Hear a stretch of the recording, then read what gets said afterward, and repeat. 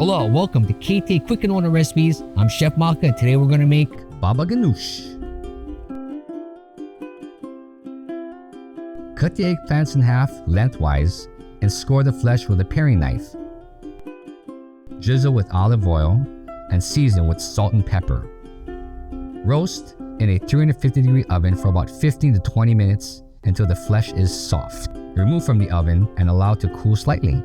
Scoop out eggplant flesh and place into food processor. Add garlic, cumin, smoked paprika, lemon juice, tahini, and additional salt and pepper to taste.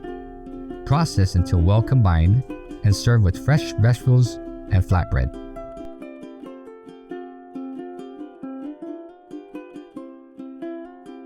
For this recipe and more, visit ktasuperstores.com/recipes. Mahalos!